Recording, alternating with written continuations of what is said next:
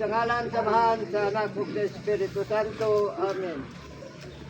Nining panahon sa pagbangutan sa Dios aniya ang Dios ang aniya sa atong taliwala nakupay kanato sa pag-ingon bulahan ang mga nagtubo kay sila paglahupayo.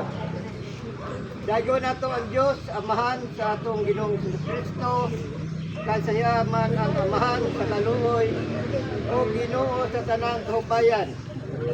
Siya nagupay kanato diha sa atong mga kasakit. Pinaagi niini kita mo pangupay usab niadtong mga nagtubo. Pinaagi kaniya nga naghupay kanato.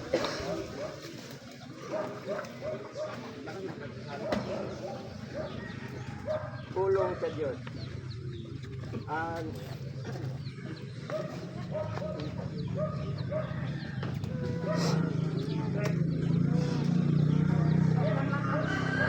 santos nga ebanghelyo sumala ni San Juan.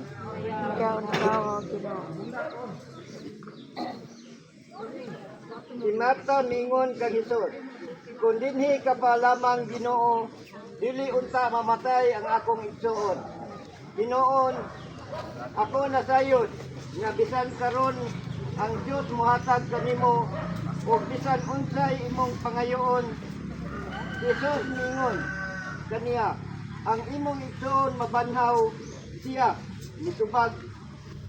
Nahibalo ako nga mabanhaw siya sa katapusang adlaw. Ug Jesus mingon kaniya, ako mao ang pagkabanhaw ug ang kinabuhi.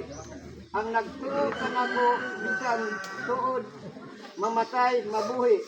Ug ang tanan nga mabuhi ug nagtuo kanako dili gayud mamatay. Nito ba ikaw niini? Ug siya mitubag, oo Ginoo.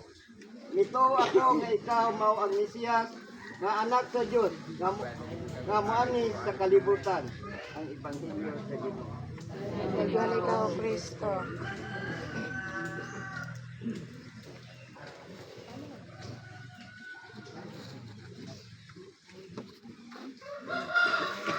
Pinagi siyang nakagugma, gitawag kita sa Dios sa iyang mga anak, busa pangayon ta kaniya ang ligon ug diha sa pag-ampo sumala sa gitudlo kanato.